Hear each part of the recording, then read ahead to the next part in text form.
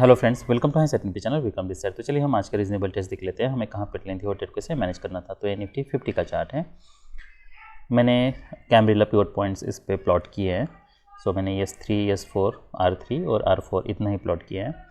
तो इसका लॉजिक ये होता है कि अगर मार्केट S3 पे आए तो हमें बाय करना है। यहाँ से सिर्फ रिवर्सल ट्रेड होता है सपोर्ट के पास से, यहाँ से भी रिवर्सल ट्रेड होता है R3 से, और R3 और R4 में कोई ट्रेड नहीं होता है। फिर यहाँ पे ऊपर ब्रेकआउट ट्रेड होता है और फिर यहाँ पे ऊपर ब्रेकआउट ट्रेड होता है।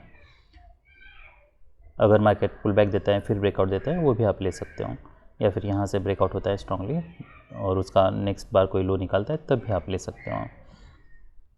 तो ये डे ओपन, क्लोज, हाई, लो उसको यूज़ करके ये पिवट पॉइंट्स बनते हैं। पर उसमें कुछ प्रॉब्लम्स हैं। हाँ, प्रॉब्लम्स क्या हैं? देखिए, मैं इतना प्रोजेक्शन समझ चुका हूँ कि मुझे कोई भी इंडिकेटर हो, इंडिकेटर में बहुत सारे लूप होल्स इमीडिएटली दिख जाते हैं। अगर हम सिर्फ निफ्टी 50 की अभी बात करें तो ये लॉजिक के हिसाब से पहली बात तो ये कि इसलिए आपको प्रोजेक्शन समझना कितना ज़रूरी है। आप ऐसे इंडिकेटर्स पे ब्लाइंडली रिलाय नहीं रह सकते हैं। भले ये टारगेट के लिए आपको हेल्पफुल हो सकता है, पर अगर ये लॉजिक देखते हैं कि लॉजिक के हिसाब से R3 और R4 में है तो हमें हमारा यहाँ पे कोई ट्रेड बन नहीं रहा।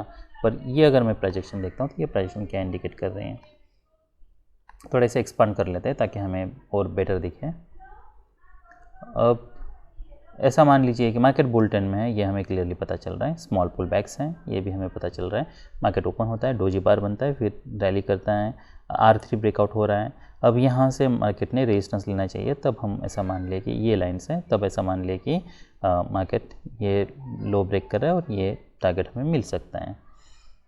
देखिए, ये बस हाइपोथेटिकल है, इसका कोई गारंटी नहीं है कि ये टारगेट मिलेगा। इसलिए प्रोजेक्शन देख के ही आपको ट्रेड को मैनेज करना बहुत ज़रूरी है। यहाँ पे मार्केट एक डबल टॉप क्रिएट करता है। अगर हम ये पैटर्न देखते हैं तो ये एक वेज था, वेज के बाद यहाँ पे एक डबल टॉप है, माइक्रो डबल टॉप हम कह सकते हैं, और मार्केट इसका हाई ब्रेक कर रहा है। क्या हमें अब बाई की एंट्री बनानी चाहिए? देखिए, ब्रेकआउट हुआ है, उसके बाद फिर पुल बैक आया है, अब हम ट्रेडिंग रेंज एक्सपेक्ट कर रहे हैं। तो यहाँ पे कभी भी इमीडिएटली रिवर्सल आ सकता है।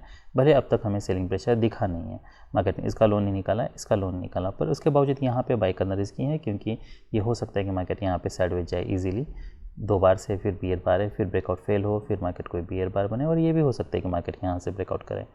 पर क्या ये कोई हाई प्रायोरिटी बेट है? नहीं है। तो इसलिए मैं यहाँ पे बाई करने के लिए नहीं सोचूंगा, क्योंकि मुझे नहीं पता है अगर मार्केट यहाँ पे रैली कर सकता है, इमीडिएटली नीचे आ सकता है, कोई क्लैरिटी नहीं है। अब तक हमें ये क्लैरिटी नहीं है ये प्रोजेक्शन देखिए कि यहाँ से कोई मार्केट बुल ट्रेंड में जाने वाला है। अगर मैं ये प्रोजेक्शन देखता हूँ, उसके बाद फिर एंट्री हमारी बंद कहाँ पे रही है? पहली बात तो इसमें कोई एंट्री बन नहीं रही है पिवट पॉइंट के लॉजिक के हिसाब से।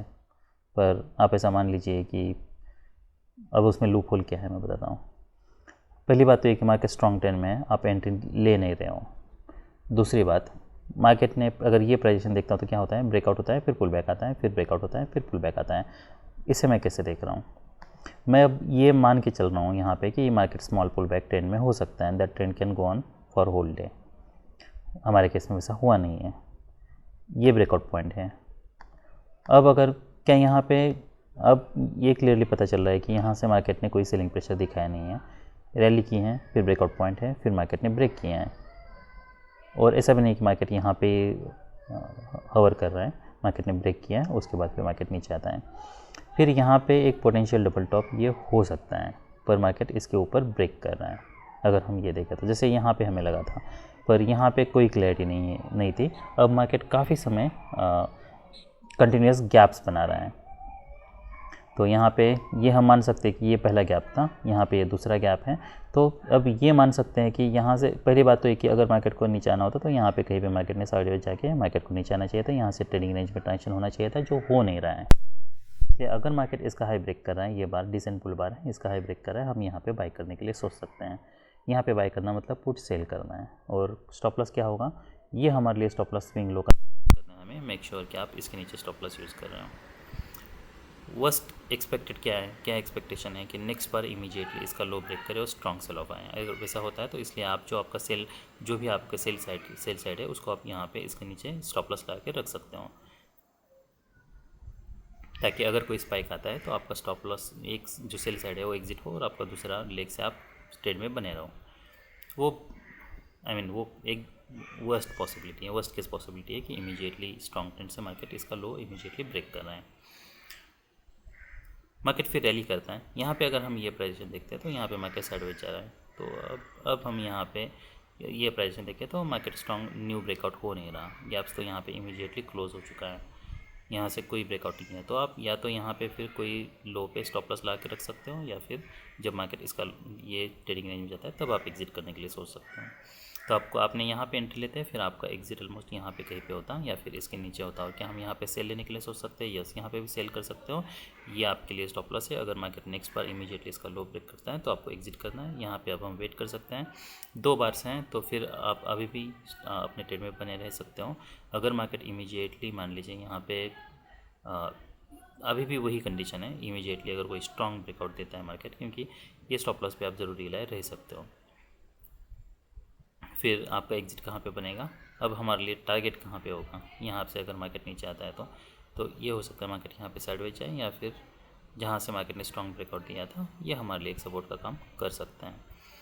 पर कोई क्लैरिटी नहीं है, ये हो सकता है मार्केट यहाँ से कंटिन्यूसली ब्रेक करे। तो जैसे मार्केट बुल ट्रेंड में है और यहाँ से एक कोई स्ट्रॉन्ग रिवर्सल बार बनता है, हम इसके ऊपर भी एग्जिट करने के लिए सोच सकते हैं। ये एक रीजनेबल एग्जिट है अगर आपने यहाँ पे सेल किया है तो।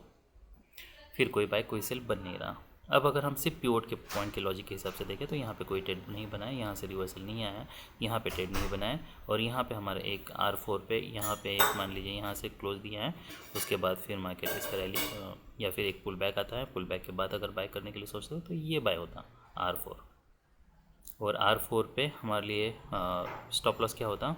यूजुअली स्टॉक्स हैं तो R3 का स्टॉप लॉस यूज़ करते हैं, और अगर स्टॉक्स नहीं है, ऑप्शन है, तो जब बार यहाँ पे क्लोज देता है और उसका नेक्स्ट लो निकलता है तब आप एग्जिट करने के लिए सोच सकते हैं। तो आपको यहाँ पे सेल होता है और यहाँ पे आपको कहीं पे ये बार क्लोज होता है तब इसके नीचे क्लोज होता है, या तो यूजुअली यहाँ पे एग्जिट करने के लिए सोचते हैं या फिर यहाँ पे एग्जिट करने के लिए सोचते हैं। तो ऑलराइट, तो यहाँ पे हम एग्जिट करने के लिए सोचते हैं। यहाँ पे हम R3 पे ट्रेड नहीं ले सकते, जो भी बार क्लोज होता है उसके नीचे। तो ये अगर सिर्फ हम प्योर पॉइंट के लॉजिक के हिसाब से जाते हैं तो हमारे यहाँ पे स्टॉप लॉस हिट हो जाता। पर अगर जैसे मैं बता रहा हूँ वो लॉजिक से आप जाते हैं तो आप यहाँ प्रॉफिट बुक करते हैं और यहाँ ये ट्रेड पे भी प्रॉफिट बुक करते हैं। इसलिए करंट प्राइस एक्शन पे ध्यान देना और प्योर पे ब्लाइंडली रिलाई नहीं करना ज़रूरी है। अब इसमें कुछ स्प्रेड के एक इंटरेस्टिंग ऑब्जर्वेशंस हैं। अगर हम सी का चार्ट देख लेते हैं, मान लीजिए अगर हम यहाँ पे कहीं पे स्प्रेड बनाते हैं, मान लीजिए आपने ये सेल पे अगर आपने स्प्रेड बनाया तो यहाँ पे आपने सेल किया, मान लीजिए ये एट द मनी हम सेल कर रहे हैं और फिर आउट ऑफ द मनी हम बाई कर रहे हैं। अब आपने यहाँ पे सेल किया, अब क्या हम एक्सपेक्ट नहीं कर रहे, हम ये नहीं एक्सपेक्ट करें कि मार्केट यहाँ से अब्रप्टली कोई स्ट्रॉन्ग ब्रेकआउट दें, जिसके चांसेस बहुत कम है। तो अगर हम यहाँ पे सेल करें 144 तो मेक श्योर ये आपके लिए इसके ऊपर स्टॉप लॉस हमारा बना हुआ है। अगर मार्केट या फिर यहाँ पे आप अपना जो ये लेग है इसका स्टॉप लॉस यहाँ पे रख सकते हो। ये एनीवे ये लेग अगर मार्केट रैली करता है तो ये प्रॉफिट देगा, इसलिए आप इसको यहाँ पे आपको कहीं पे एग्जिट करने की ज़रूरत नहीं है, सिर्फ आप ये लेग को एग्जिट कर सकते हो। और फिर जैसा मैंने बताया ये रिवर्सल पे आपको एग्जिट करना है। अब इंटरेस्टिंग चीज़ ये है कि मान लीजिए अगर आप यहाँ पे पुट बाय करते हैं, अब मैं 24,200 का पुट देख लेते हैं।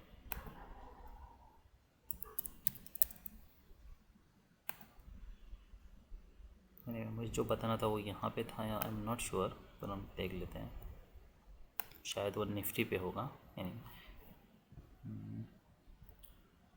ऑलराइट, तो ये पुट है, यहाँ पे अगर हम पुट देख लेते हैं। ऑलराइट, मान लीजिए आपने यहाँ पे बाई किया, सिर्फ आप अगर पुट यहाँ पे बाई कर रहे हो, वेट, कॉल देखना है 24,100। ओके, तो ये ऑब्जर्वेशन मुझे रिकॉर्ड करना था। यहाँ पे अगर हम देखते हैं तो डिसेंट बुलबार है, आप यहाँ पे बाई कर रहे हो, पूरी प्राइजेशन देखिए। मान लीजिए आपने यहाँ पे होल्ड किया, एक्सपेक्ट कर रहे हो मार्केट की रैली करेगा। मोमेंटम क्या है? अगर हम मोमेंटम देखते हैं तो मार्केट ने यहाँ पे बाई दिया और उसके बाद मार्केट आपके ऑलमोस्ट एंट्री पॉइंट के थोड़ा नीचे है, पर आपने यहाँ पे बाई किया है 154 और ये पॉइंट कहाँ पे आता है तो 143, तो ऑलमोस्ट 10 पॉइंट्स का आपको यहाँ पे लॉस हो रहा है। यही अगर आप यहाँ पे बाय करने की जगह यहाँ पे आप अगर पुट सेल करते हो, अब हम 24,150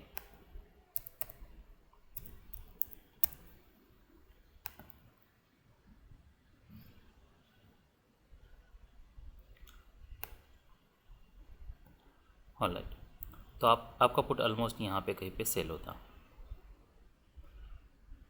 और अगर हम ये पोजीशन देखते हैं तो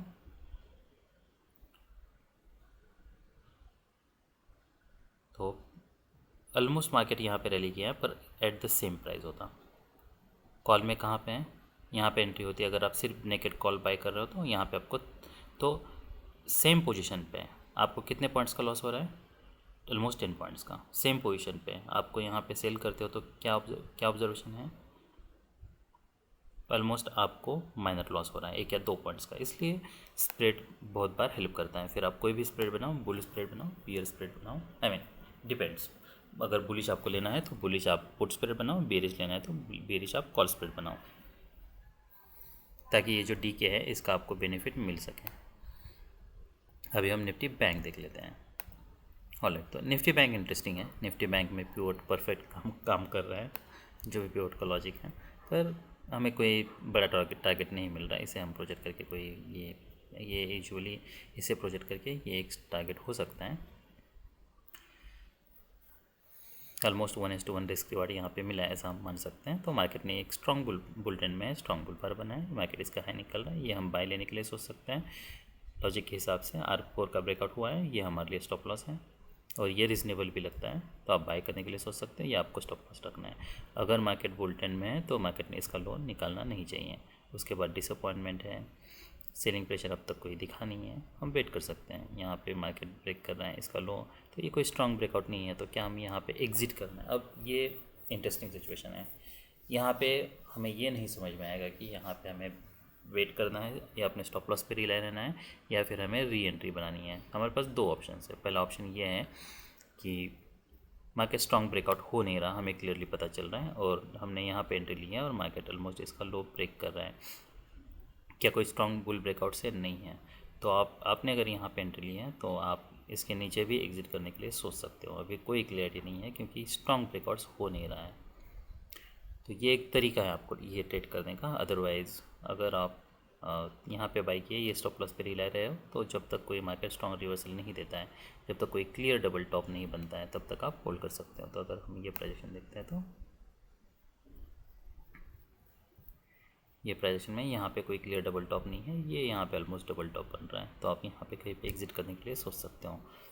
तो ये फिर यहाँ पे आपको फिर ब्लाइंडली वेट करना होगा। अब अगर मैं इसे ऊपर प्रोजेक्ट करता हूँ तो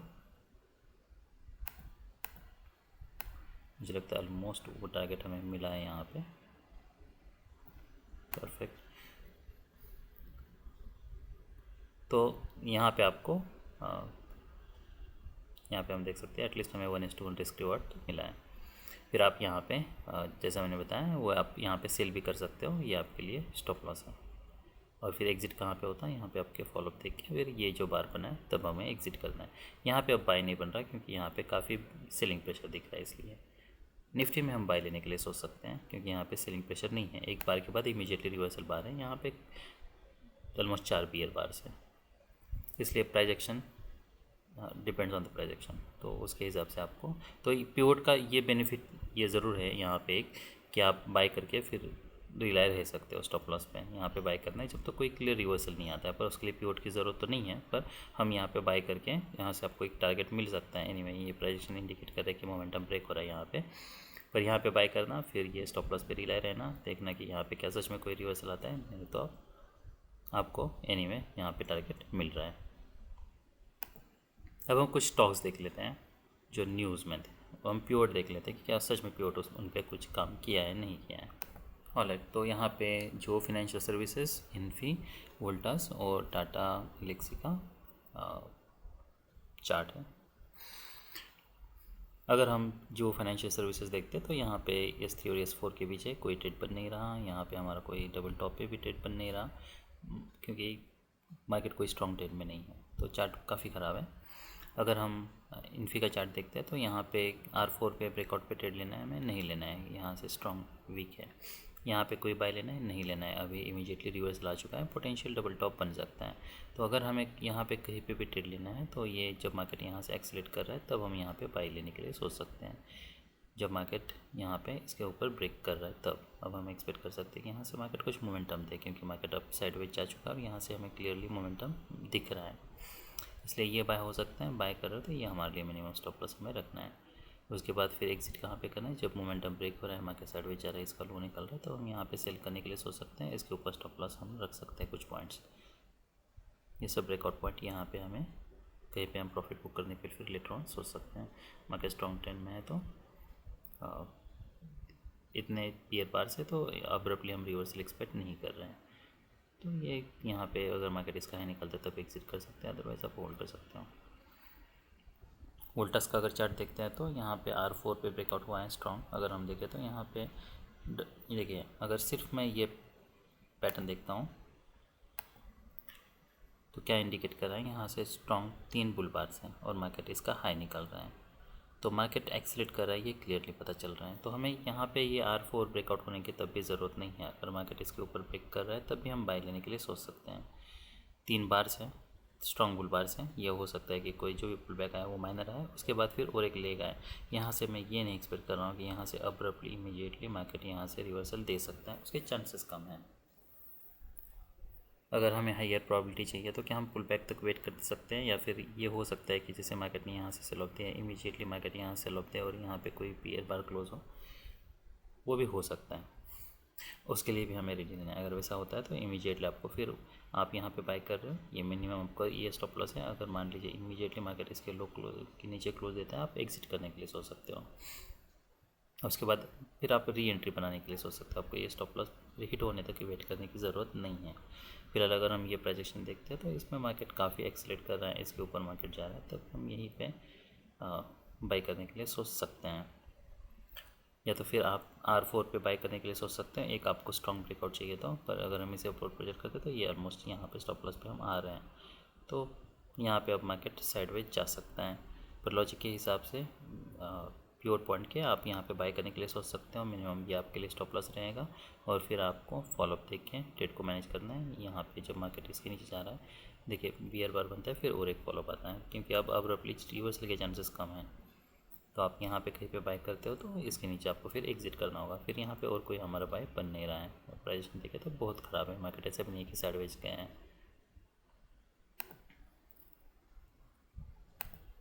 अगर मैं इन्फी का चार्ट देखता हूँ तो ऑलराइट, तो यहाँ पे जैसा मैंने बताया था, ये ऑलमोस्ट हमारा इसके ऊपर बाय होता। फिर यहाँ से हमें रिवर्सल आया, यहाँ से रिवर्सल आया, यहाँ से रिवर्सल आ सकता है, यस आ सकता है। पर यहाँ पे मार्केट काफ़ी समय साइडवेज जा चुका है, तो अब्रप्टली यहाँ से रिवर्सल आके इमीडिएटली मैं एक्सपेक्ट नहीं कर रहा कि मार्केट इसके नीचे ब्रेक करेगा। तो यहाँ पे ब्रेक करके आपको ये स्टॉप लॉस यूज़ करना होगा, वही एक ऑप्शन है। यहाँ पे एक रीजनेबल स्टॉप लॉस हमें यूज़ करना है। अगर ये चार्ट मैं देखता हूँ तो R4 के ऊपर ब्रेकआउट हो चुका है। लॉजिक के हिसाब से आप इसके ऊपर ब्रेक ये बाय करने के लिए सोच सकते हो। फॉलोअप कैंडल देखना है और एक लेग आता है, ठीक है। देखना है क्या मार्केट ट्रेडिंग रेंज में जाता है तो मार्केट और एक हाई क्रिएट करता है। क्या मार्केट यहाँ पे ट्रेडिंग रेंज क्रिएट कर रहा है? नहीं, मार्केट ब्रेक कर रहा है। तो यहाँ पे कहीं पे फिर आपको इमीडिएटली एग्जिट करने की ज़रूरत नहीं है। हमारे लिए स्टॉप लॉस का सपोर्ट का काम कर सकता है। अब तक कोई स्ट्रॉन्ग रिवर्सल आ नहीं रहा है, फिर आपका ऑलमोस्ट एग्जिट इसके नीचे मैं करने के लिए सोचता। तो ये काफ़ी रीजनेबल ट्रेड था।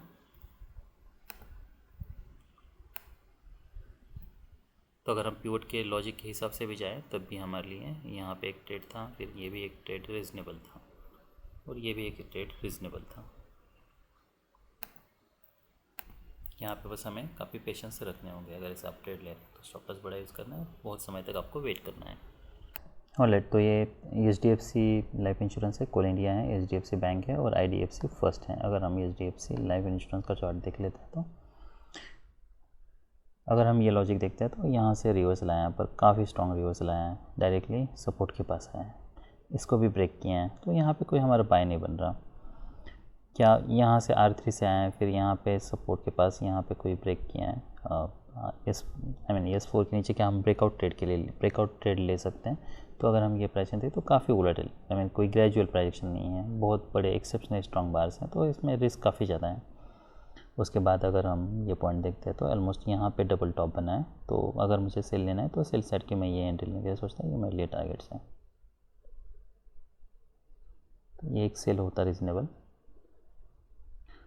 उसके बाद फिर और कोई बाय बन नहीं रहा है, यहाँ पे हमें कोई ट्रेड नहीं लेना है। ऑलराइट, तो अगर मैं कोल इंडिया का देखता तो यहाँ पे कोई हमारा ट्रेड बन नहीं रहा है। देखिए ये प्राइजेशन देखें तो यहाँ से मार्केट ने रैली किया था, ये चैनल था, उसके बाद फिर मार्केट यहाँ से सपोर्ट ले रहा है, तो क्या हम यहाँ से एक्सपेक्ट कर सकते हैं? अगर हम ये प्राइजेशन देखें तो ये एक रीज़नेबल लगता है कि S3 से सपोर्ट लिया हुआ है, और हम ये देखें तो मार्केट हम यहाँ पे क्या बियर ट्रेंड एक्सपेक्ट कर रहे हैं तो नहीं कर रहे हैं, और ये एक ही बियर बार है, तो ये भी एक रीज़नेबल बाय हो सकता है, या आप बाय ले सकते हो, या हमारे लिए स्टॉप लॉस है, उसके हिसाब से फिर आपको ट्रेड को मैनेज करना होगा। तो एक रीज़नेबल ट्रेड है, यहाँ पे फिर कोई बाय कोई सेल बन नहीं रहा। क्या यहाँ पे जब मार्केट यहाँ से नीचे एक्सेप्ट कर रहा है तब हम यहाँ पे क्या कोई सेल लेने के लिए सोच सकते हैं? तो एक ये हो सकता है, यहाँ पे डबल टॉप है, लोअर आए हैं, मार्केट ने स्ट्रॉन्ग सेल ऑफ दिया है, ये सब टारगेट्स हैं। लॉजिक के हिसाब से पिवट पॉइंट के ये बन नहीं रहा है, पर प्राइजेशन के हिसाब से हम इसे लेने के लिए सोच सकते हैं। ऑलराइट, तो HDFC का अगर मैं चार्ट देखता तो R4 पे स्ट्रॉन्ग ब्रेकआउट हुआ है, कोई बाय नहीं बन रहा, यहाँ पे भी बाय नहीं बन रहा, ये प्राइसिंग के हिसाब से। R3 पे क्या हम यहाँ पे कोई बाय लेने के लिए सोच सकते हैं? तो नहीं। अगर हम देखें तो ये काफ़ी स्ट्रॉन्ग है, तो यहाँ पे कोई प्राइजेशन चाहिए तभी हम सेल करने के लिए सोचें, तो यहाँ पे ना तो कोई बाय बन रहा है ना तो कोई सेल बन रहा है। ऑलराइट, तो ये IDFC फर्स्ट का चार्ट है। अगर हम ये प्राइजेशन देखते हैं तो R4 पे यहाँ पे देखिए मार्केट ओपन होता है, स्ट्रॉन्ग ब्रेकआउट है, फिर अब मार्केट ने रैली किया है, यहाँ पे एक पुल बैक है। अब जब मार्केट इसके ऊपर ब्रेक कर रहा है तो क्या तब बाय करने के लिए सोच सकते हैं? यस, ये बाय हो सकता है, ये हमारे लिए स्टॉप लॉस है। फॉलोअप कैंडल देखना है 4 बार से इमीडिएटली अब्रप्टली रिवर्सल के चांसेस कम है। मार्केट जब यहाँ पे ब्रेक करे तब भी ये स्टॉप लॉस पे हम रिलाय रह सकते हैं, या फिर आप यहाँ पे प्रॉफिट बुक करने के लिए 1:1 पे आप सोच सकते हो। ऑलराइट, अब ये लास्ट 2 चार्ट्स हैं, एक येस बैंक का है और एक ICICI बैंक का है। अगर हम येस बैंक का चार्ट देख लेते तो ये मार्केट यहाँ से स्ट्रांगली नीचे आए, कोई सेल नहीं बन रहा, मार्केट साइडवेज हैं, स्ट्रॉन्ग कोई बार्स नहीं है, तो ये पूरे पैटर्न को हम इग्नोर कर सकते हैं। अगर मैं ICICI बैंक का चार्ट देखता हूँ तो R3 का ब्रेकआउट नहीं हुआ है, रादर यहाँ पे मार्केट ने सेल ऑफ दिया है, फिर मार्केट रैली करता है। देखिए अब तक बाइंग प्रेशर दिखा नहीं है, ये रिवर्सल माइनर हो सकता है, कोई बाय नहीं बन रहा, 3 बार्स बने हैं, सेल ऑफ स्ट्रॉन्ग है, यहाँ पे कोई सेल हमारा यहाँ पे कोई हमारा बाय बन नहीं रहा। अगर इसका हाई निकलता है तब भी जो भी रिवर्सल है वो माइनर आ सकता है, तो यहाँ पे और हमें मोमेंटम चाहिए, तब हम मान सकते हैं कि हाँ मार्केट ब्रेक कर रहा है। यहाँ पे क्या सेल लेने के लिए सोच सकते हैं? नहीं, यहाँ से रिवर्सल आ सकता है। तो अगर हम ये प्राइजेशन देखें तो ये प्राइजेशन में कोई भी हमारा बाय बन नहीं रहा है। क्या हम यहाँ पे जब मार्केट R3 ब्रेक कर रहा है इसलिए क्या हम यहाँ पे सेल कर सकते हैं? तो नहीं, ये अगर प्राइजेशन दिखता तो उसके हिसाब से कोई सेंस बन नहीं रहा है, तो हमें प्राइजेशन को भी इंक्लूड करना है एनालिसिस में। That's all. बाय।